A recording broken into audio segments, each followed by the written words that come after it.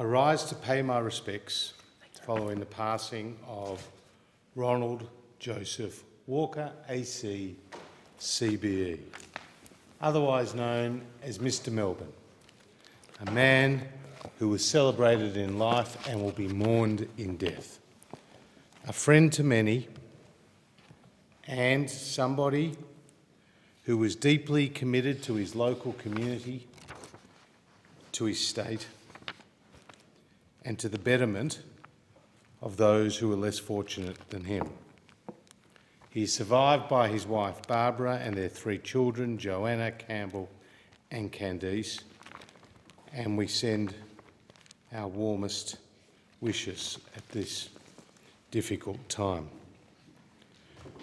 Ron Walker was in a way bigger than life. I was fortunate to know him and talk to him regularly about the Liberal Party, and during his battle with cancer about the listing of the drug which prolonged his life beyond what many thought. He was always passionate about the causes he supported. He thought deeply, and he was brave. In terms of his record as a businessman, as a party official,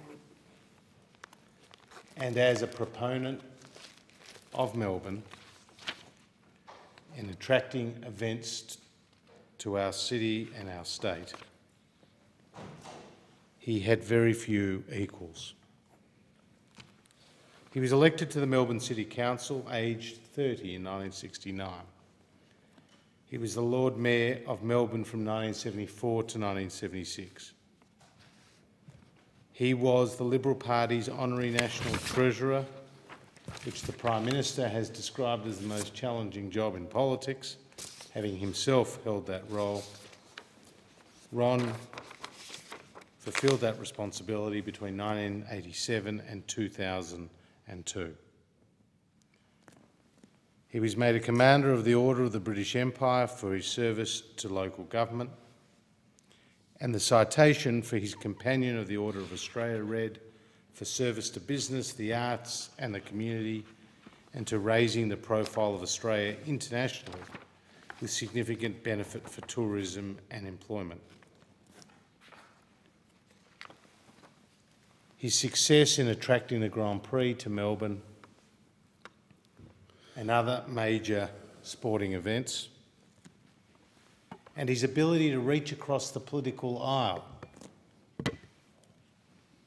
at the time to the new Premier of Victoria, Steve Bracks, showed that he wasn't deeply partisan when the interests of his community demanded a different approach. We pay tribute to his vision for Melbourne, to his philanthropic activities, which were far and wide, some of which, or indeed I should say many of which, are not known more broadly, for that is the way that Ron wanted it.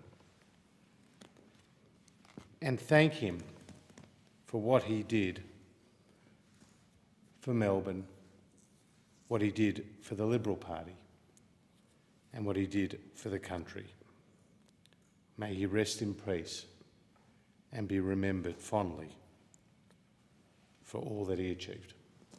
Thank the member for Cooney.